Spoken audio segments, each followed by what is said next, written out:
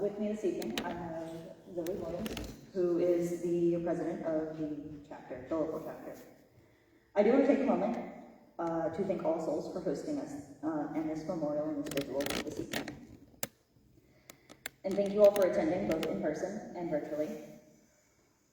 I will now ask Susan to come up this evening and light the chalice and say some words.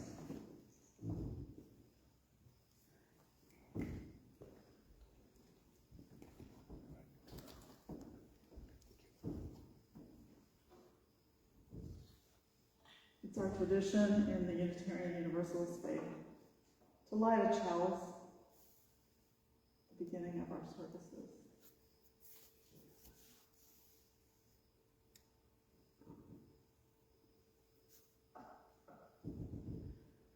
We light this chalice for all who have come through our doors this evening and all who may yet come, carrying questions, carrying contradictions, grief half healed or with healing barely begun and dreams still wrong. We light this chalice in the presence of these people and in the presence of the source and spirit of all life. You deserve a place that welcomes your becoming, that knows your fire is not too much, your silence is not too little, a place that sees your shadows and still reaches for your light. You deserve a community that listens when you speak your truth, that sits with you in turmoil and rises with you in joy, that believes in your voice even when it trembles. You deserve a circle that brings you hope and coffee and poetry, a place to rest and a place to rise. And we light this chalice for those of our trans and non-binary siblings who have died merely for being who they are. They deserved such a place of welcome and safety as well. In their names, those spoken aloud tonight and those spoken in our hearts, as we grieve the enormity of their numbers, we dedicate ourselves to continually creating and holding that place for all who seek it. Let this flame be the beacon of that place, not perfect, but possible, not without cracks, but full of light. Welcome home.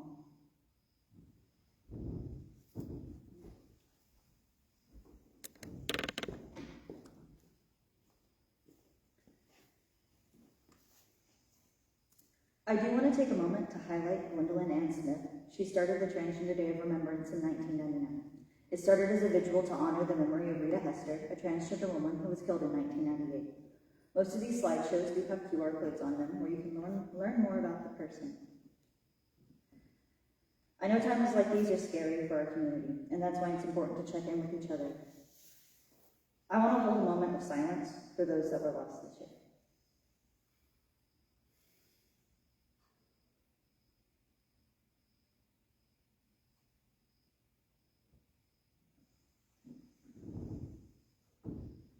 I am lighting this candle to represent those who we do not know about that were lost to suicide,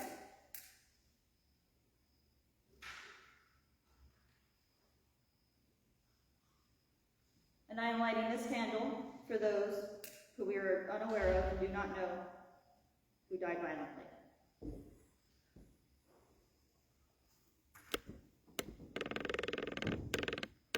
I'm now going to ask Michael Chisholm to come up and speak on those who have been lost locally, some of who, like Phoenix, some of us knew personally.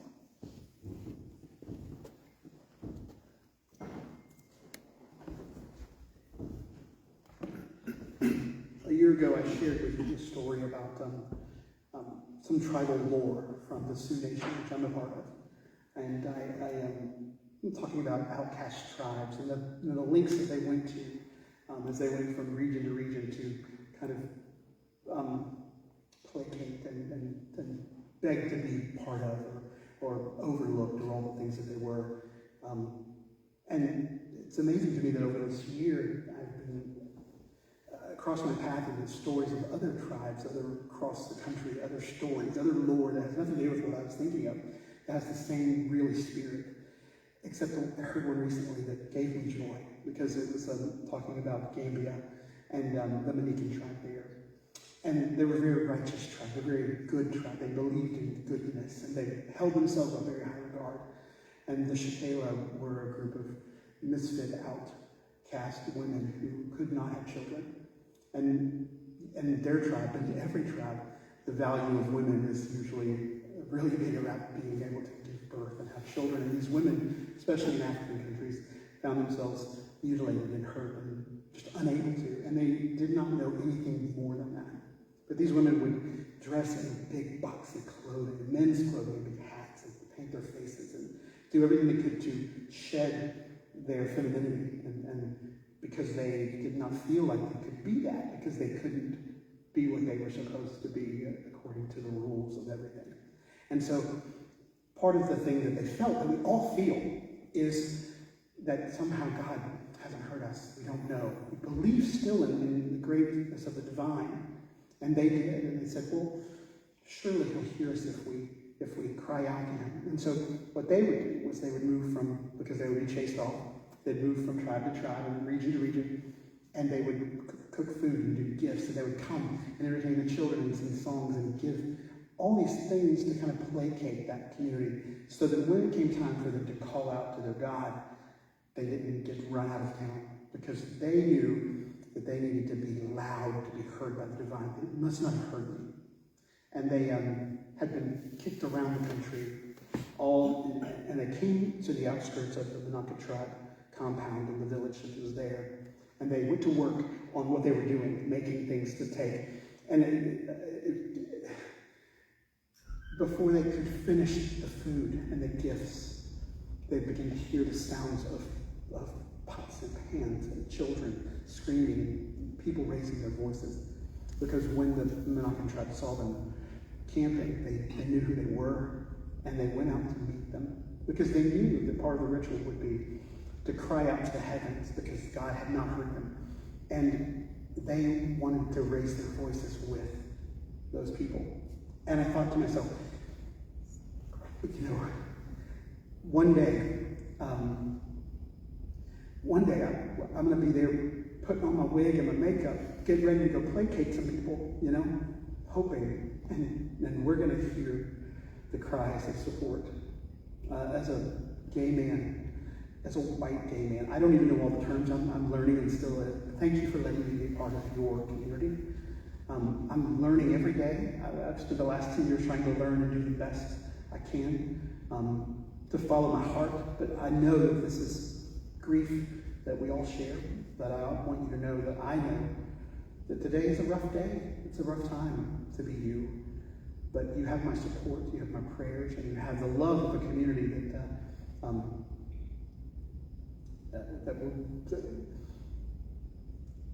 I love you. In 2013, my privileged little white world, little gay cute boy world kind of was shaken, because I recognized the face of someone in the obituaries. I was having my 5 a.m. shift at George's Grill and opening the paper and reading the paper with all the old men. And I saw a face of a black gentleman I knew named Jock McKinney. And he sat right outside the Central Station's door when there used to be a big air conditioning unit there. He would just always sit right there. Pleasant, always worked out we had, really lovely. But he had an alter ego named Mrs. Al. And Mrs. Al was something. And I don't know if we had the terminology to understand who we were back then, or that some people still decide who they are no matter what we think or say. But I just said, wow, I know him. And I read through it, and it said, the family thinks that this was a hate crime because nobody liked that he was who he was. And the police said that he was, he'd been arrested for prostitution a few times, that he wasn't a very good person. And no one that I knew even noticed. And I thought, that can't happen. No, not in my city. I'm one of those guys who's like, this is my city. We're not, no. And so I wasn't as loud. I wasn't such a big mouth back then. I became a big mouth that day because my world was shaken in 2013. And I began to say, that can't be right. That can't happen here. And lo and behold, it happened 2 more times that year. Freddie Henderson was murdered, as well as Terry Goldston. And Freddie Henderson, killer, has been arrested and has been in jail for the last 5 years. We believe that he is also the person who killed Terry and Miss Val, but no one pursued that in vain. So we have to believe that at least justice has been served and maybe safety around the perpetrator of those crimes. But it took one detective to really look into the life of Freddie Henderson to make sure that they had justice. And so in 2013, the world changed for me forever. And then again in 2016. And then Nortasia Bell happened to me. 18 years old, side of the road, middle of the night. Dressed in a short black mini dress, long bleached wig, pink purse, high heels, jewelry, and she was not gay or trans or anything. They didn't mention any of that. No one really knew anything about it except for one of the neighbors stopped the reporter and said, "He likes to dress like a woman." And I thought, again, not in my city, 2 years later, we lost Brooklyn Smith, a 20-year-old black trans woman, to a violent crime. And lost a part of this city that I'm not even allowed to go to. Like, I was trying to go put signs up there, like, you're not allowed to go there. Because the world is so different in those places. But the one thing that changed so JOC opened my eyes, and they organized me to stop living in my little world in 2013. And then Nortasia happened in 2016 and shook me to my core. And then Brooklyn happened, and I realized that I knew her because I knew her brother, and how close that was to me, and how that every community, every church, every family has someone. Someone from a church prayer meeting called me to tell me that Brooklyn had been killed. And I thought, wow. And then Pooh Johnson, who was also known as Titanzer, and she was murdered here in town. And she was from Minden, and their parents did not know where she was for a few days because they were looking for their son, and there was only a record of a young black man being murdered in the city, so they weren't worried about their daughter. They were like, hey, everything's fine. But with her death, it reminded me that there are mamas who love their kids no matter what. And you don't know the fight of a black mama for her baby, and the love that happened. I can't even understand it. I don't like it. But I learned that lesson from that loss. During that time, 2015, Dee Wiggins was killed. She was a black young woman in Mississippi who had been born really broken and put herself in college, put herself through nursing school for genetics, went to work for the #1 genetics doctor in Mississippi because she wanted to understand what happened to her body when she was born in rural Mississippi. And 2 months later, she was murdered. And it wasn't that it was simply because, well, I don't even want to think about why it was. But she broke my heart because I thought she did everything she could do to be everything she could, was supposed to be. And she didn't have that life anymore. On my birthday, my 40th birthday, Melanie Rose, a 19-year-old trans woman from Dallas, committed suicide. And because on a night when I was celebrating 40 years of a wonderful life, she didn't think that she could see a future for herself. And so I'm either rocked to the core or I am energized. But then we lost Phoenix Riversong, who I grew up with in church and knew as Jerry with a J, and then Jerry with a G. And my father's church was full of people just like all of us. I mean, I didn't even think twice about Sister Jimmy. You know what I mean? It never occurred to me that there was anything wrong with that Nola and Gwen lived in the same apartment next door to the church, and that Jerry was a part of the community. And I grew up watching my father, and people loved this, that everyone. But it really rocked me to the core, because because I thought, that's a friend of mine 1 mile from my house. That's how close things can be. And I say all this because I want to remind everyone that we have shouldered a lot of loss that most cities haven't seen in the last 10 years. And it might not be easier today, but I believe that one day, look, if you're putting on my makeup, getting my big girl dress, pulling my big girl panties up, ready to go and be what I have to be so that the people won't hurt me or you, or might overlook my shenanigans, or might let me have health care, or might leave our marriages alone, or might let us have the things that we need. And before I can even get ready, I know that one day there's going to be some pots and some pans and some people coming who just said, you know what? You need help.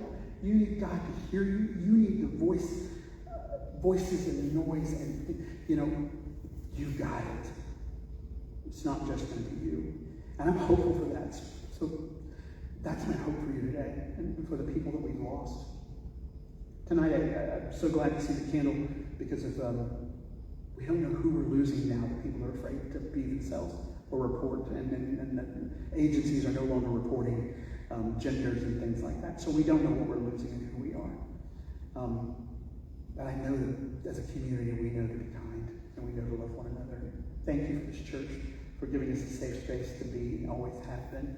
And also giving this community a place to understand that you can marry everything that you are, faith, diva, whatever, into beautiful creations, made in the image of her, him, they, all, the Creator. So I do believe that joy comes in the morning. Thank you.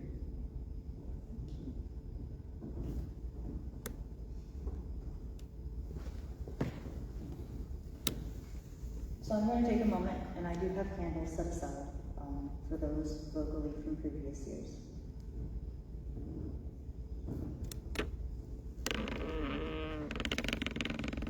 I'm going to come down here and read them. Can everyone hear me? So first we have Jerry Judd, who was also known as Phoenix River Song. She was from Boise City. She actually was a member of this group.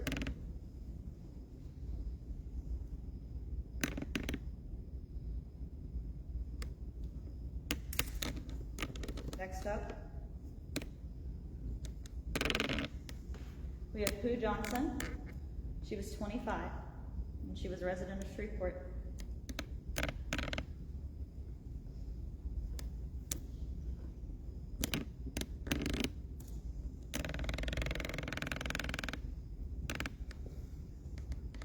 Then we have Brooklyn Deshauna Smith.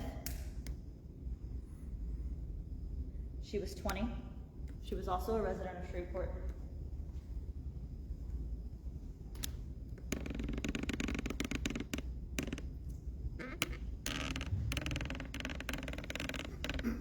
We have Vontasia Bell. She was 18.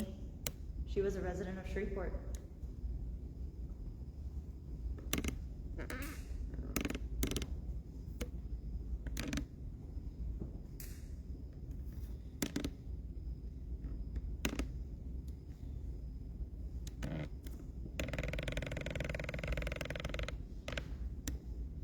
We have Carrie Golston, who was 44. They were a resident of Shreveport.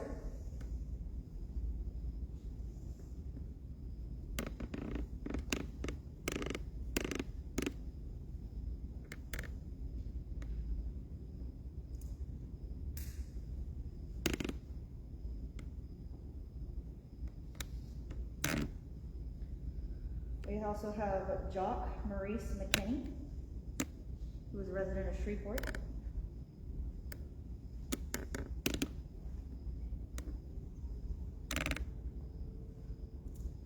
And the last one locally, I had a very hard time finding information for Freddie Henderson. I couldn't find much of anything. I don't know how old they were.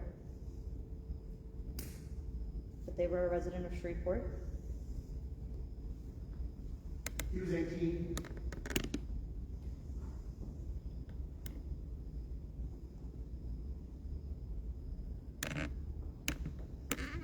So now we're going to move on to those from this year. We have the red candles to symbolize those who were lost to violence, and the white candles to symbolize those who were lost to suicide. And if you take a look around the room, you will see 326 tea candles. This is to represent the worldwide count that we know of.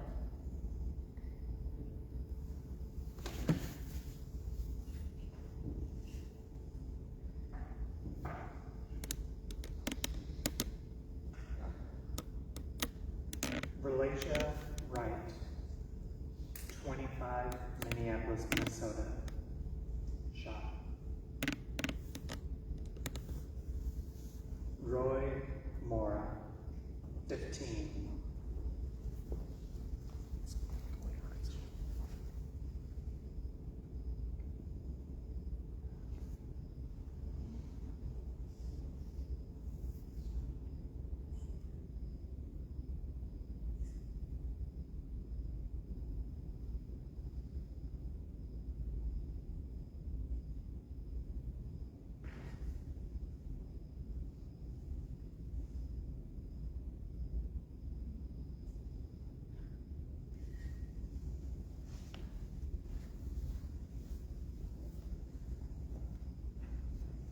Roy Mora, 15, Fort Bragg, California, suicide. Aziza Barnes, Z, 31, Oxford, Mississippi, suicide. Cam Thompson, 18, Tuscaloosa, Alabama, shot.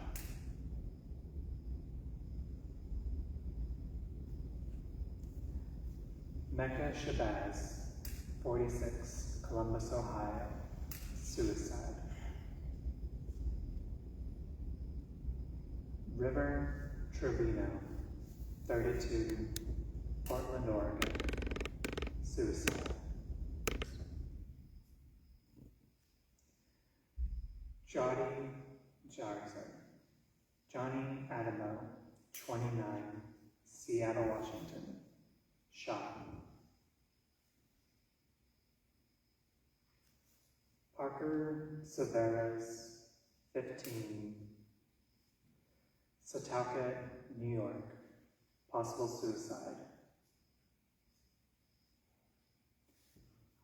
Eliza Ray Shoup, Syracuse, New York, suicide. Aubrey Demarin, 25, Ottawa County, Oklahoma, murder. Tahiri Broom, 29, Southfield, Michigan, shot.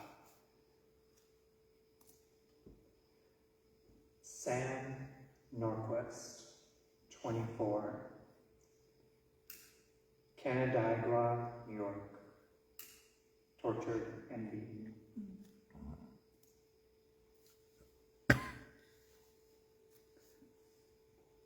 Irviana Johnson, 25, Tabor City, North Carolina.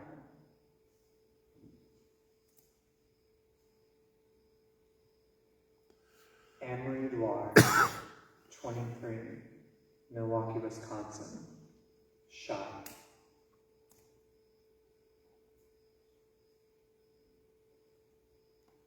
Linda Becerra Morin, 30, Los Angeles, California, shot.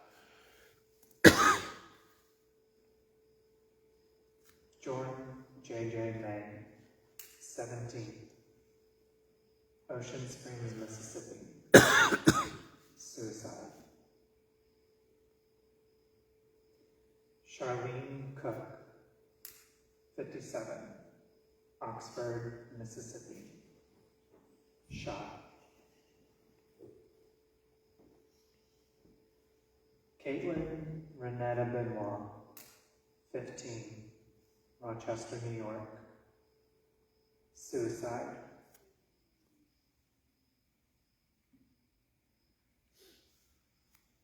Kaitoria Lacynthia Banks, Kai, 31,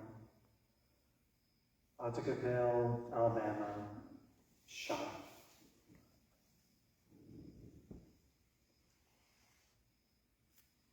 Nora Horwitz, 38, Virginia Beach. Suicide.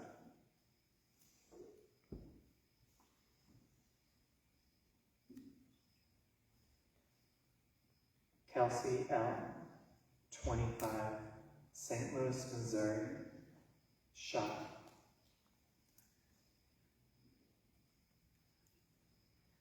Shiparius Dupree, 32, Memphis, Tennessee.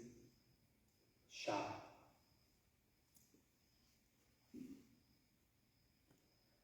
Carmen Wells, 25, Detroit, Michigan.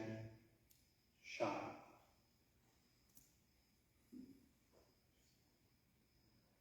Charlotte Fosgate, 17, Portland, Oregon. Suicide.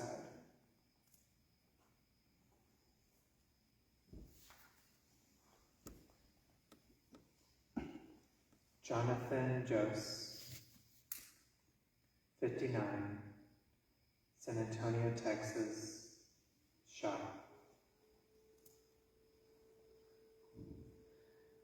Tessa June, 21, North Carolina. Suicide.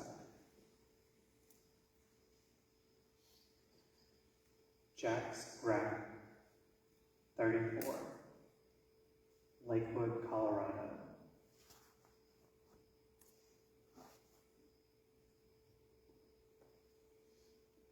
Laura Schuler, 47, Cincinnati, Ohio.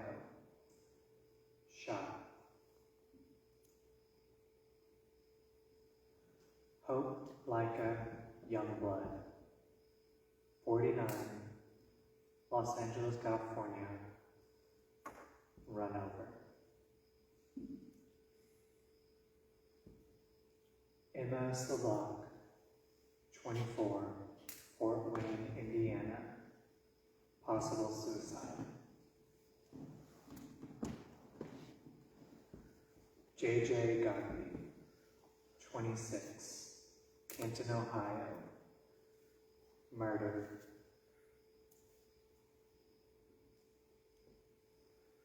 Christina Hayes, 28, Detroit, Michigan. Strangled.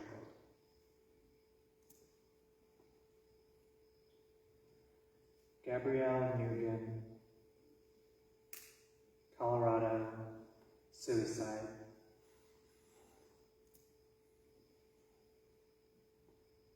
Lily Dawn Harkins, Colorado. Suicide.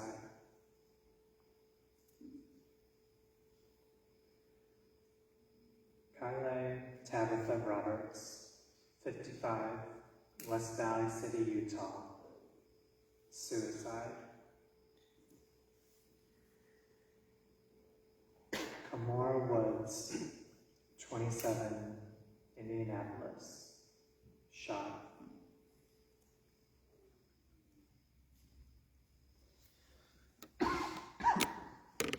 Artsy Cassidy Beowulf Gibson, 23, Portland, Oregon. Suicide. Nathaniel Pavon Cruz, Nat, 27, Bayamon, Puerto Rico. Suicide.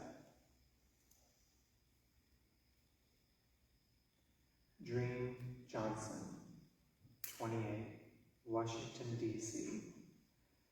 Shot. Blair A. Sawyer, 27, Louisville, Kentucky, run over.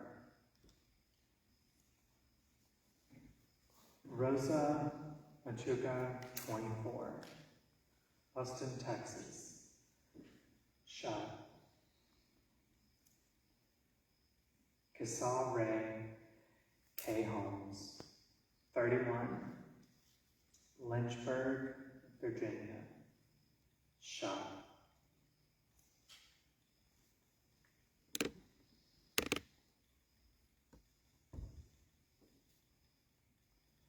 Onyx Cornish, 18, Caldwell, Idaho, shot.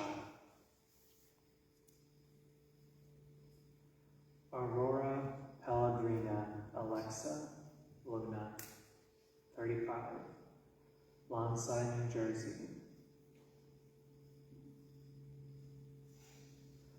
Robin James Post, 48, Erie, Pennsylvania, suicide. Blake Stern, 25, Roanoke, Virginia, suicide. Blaze Alexander Ball Mason, 17, Aurora, Colorado, possible suicide.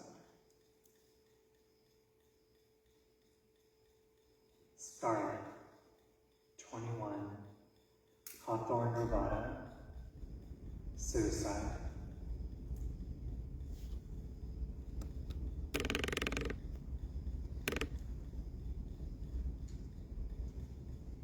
Tiara Love Torrey Jackson, 37, Charlotte, North Carolina, shot.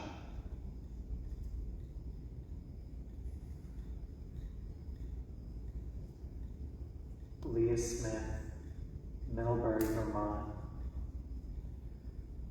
21, suicide.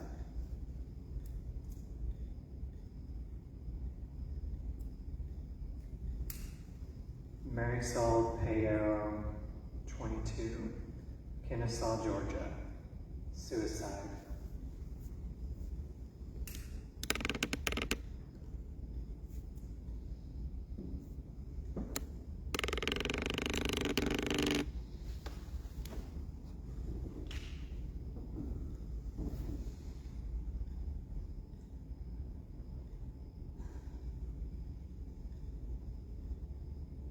It can be really hard to look at all these candles. It can be really hard to look at all these candles and know that they represent a person. Of course, I do want to remind everybody here that there are resources, both for mental health and if you just need to vent. There is, of course, the Trans Lifeline. And there is, of course, the 998 Suicide Prevention Lifeline.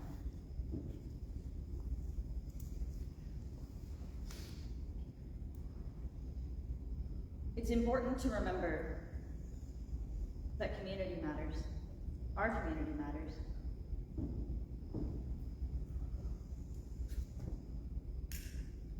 It's significantly easier said than done to reach out to your friends, reach out to your neighbors. Hey, I haven't heard from so-and-so in a while. Maybe I should check on them. It's significantly easier said than done, but it's just as important.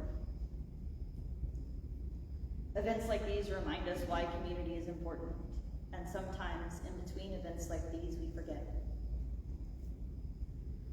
So as everybody leaves here this evening, I do want to remind everyone that LTA does run a peer support group on the first Sunday of every month here at All Souls at 1:30. And if you feel like you need support, please reach out to various resources. Please reach out to your community.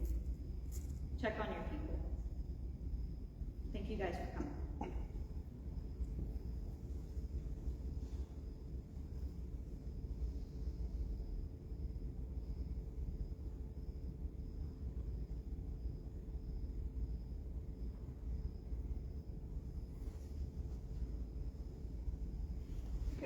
you all for coming. We really greatly appreciate it. Just keep their names in your heart.